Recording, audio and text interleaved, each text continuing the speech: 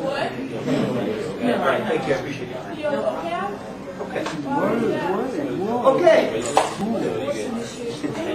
All right, as we get started today, first off, let's get everything straight about this business, about the retake of the test. As you know, if you want, first off, the exam wasn't actually all that bad.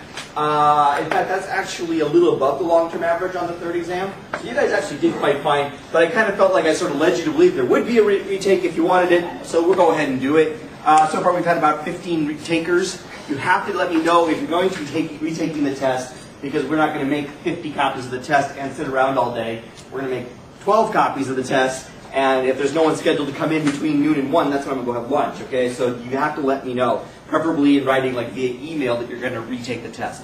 To help you prepare for retaking the test, this afternoon at 5:30, not 5 as the original email message said, we're going to do what we're calling a post-mortem on the test, kind of like an autopsy or whatever. You can go, I'll give you your test back, you can look through it, you can ask any questions you want to review anything. That will be very helpful for you if you are planning on retaking the exam. So that would be two big things that will help improve a lot of people's grades, I think. So make sure that you get there if you can, if you're planning on retaking the test. This next homework set has been posted to the class website. It involves the mountain problem. And let's spend a minute or two reminding ourselves about how that worked. And I will show you how the website works for using the mountain problem. The problem is we still don't have the website working perfectly, so what happens is basically you're just using the website to print the mountain problem for you. You're not going to actually be able to use the forms on there and get it to tell you whether you're right or you're wrong. There's something screwy about the way they installed it this time. So let me show you, let's remember the mountain problems. It's very related to what we're doing today in class. Remember on the mountain problem, you had a mountain of some height, let's just say 4 kilometers. And the wind was flowing over the mountain. There was a windward and a lee side to the mountain. And the normal way we handle the problem is that we give you a temperature and a dew point on the windward side of the mountain. So maybe the temperature here is 19 degrees Celsius and the dew point was 9 degrees Celsius. So when they give you that, that's at the bottom? What? That's the number. I will show you on the form how to do that in just a little bit, okay? Let's first do it this way, though. Okay, remember how we did it on... I appreciate the fact that you're trying to synchronize it up there. I understand. Okay, so now remember, what were we doing on this problem? This problem was basically giving us an explanation as to how clouds formed due to rising motion and how rising and sinking motion changed the temperature and dew point of air. Back at the time we did the mountain problem, the reason we did it as a mountain problem is because mountains were probably the only way you could think of about making air rise.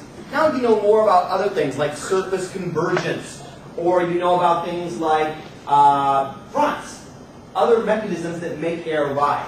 But at that time, a mountain was sort of the path of least resistance.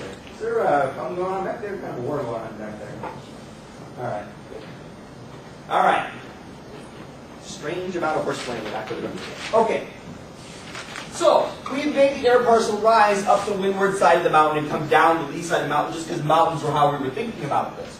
Now remember, the basic rule was air parcels always cool as they rise. The question was how much. If the air parcel was saturated, we used the moist adiabatic collapse rate. If the air parcel was unsaturated, we used the dry adiabatic collapse rate. And this business of saturated and unsaturated was all about whether or not the temperature was equal to the dew point. So for example, at the base of this mountain, the temperature is more than the dew point, so this air is not saturated. So we're going to use the dry adiabatic collapse rate of 10 degrees Celsius per kilometer. The temperature will cool by 10 degrees, so now the temperature at 1 kilometer up is 9 degrees Celsius. There's no particular reason why the dew point would have changed because we're not doing anything to add or remove water vapor, so the dew point remains the same. But in this particular problem, at 1 kilometer up, we've reached a level where now the dew point and the temperature are the same. Remember, we had a special name for this level of the atmosphere. We called it the lifted condensation level. This is the base of the cloud. From here on up, as the air parcel cools, it needs to start shedding water vapor. It needs to start turning water vapor into liquid water because it can't hold that much water vapor anymore. So from here on up, we're going to use the moist adiabatic collapse rate of 6 degrees Celsius per kilometer. So at 2 kilometers up, our temperature is 9 minus 6, or 3 degrees Celsius. And our dew point is 3 degrees Celsius. Why 3? The dew point cannot be more than the air temperature. So as the air temperature decreased, the dew point has to keep going down with it. That means that, remember, dew point's just a measure of how much water vapor there is in the air. So if the dew point is going down, that means apparently there's less water vapor in the air. What became of that water vapor? It got turned into liquid water droplets in a cloud. It's not water vapor anymore. And then we continued up the mountain at the moist adiabatic lapse rate. 3 degrees minus 6 degrees is minus 3 degrees. And at the top of the mountain, the temperature was equal to negative 3 degrees. And the dew point, I'm sorry, negative 9 degrees. And the dew point was negative 9 degrees. Excuse me. Time to go down the lee side of the mountain. On the lee side of the mountain, we brought the air over here, so the temperature at 4 degrees Celsius, at 4 kilometers up, was negative 9, and the dew point was negative 9. Excuse me. As we lowered the air parcel always warmed. Excuse me. And it warms at a rate of 10 degrees Celsius per kilometer. So negative 9 plus 10 is 1 degree Celsius. The dew point. We aren't doing anything to add or remove water vapor from the air anymore. So on the lee side of the mountain, the dew point just stays the same. It was negative 9 degrees Celsius. At 2 kilometers will be 1 plus 10 degrees, which is 11 degrees Celsius. Dew point still hasn't changed. At 1 kilometer up, we'll have 21 degrees Celsius, and the dew point will be equal to negative 9, and at the surface, the temperature will be 31 degrees Celsius, and the dew point is equal to negative 9. Notice then that what happened is what should have happened. On the lee side of the mountain, the air should be warmer. It used to be 19 degrees, now it's 31 degrees, but it's drier. It used to have a dew point of 9 degrees Celsius, now it has a dew point actually of negative 9 degrees Celsius. And we have solved a mountain problem. Now, we have this nifty little piece of software for doing an example of it, but it's not entirely working, and we don't know why, and we're unlikely to figure it out in time, so we're going to have to take a slightly different strategy. If you go to the homework set that's due a week from today, the first problem that you have to do is a so-called mountain problem. And what you do is you follow, the instructions are all given here very detailed, but basically what you do is you follow this link to this website. Now you need to enter an ID number. Your ID number is the last 5 digits of your net ID.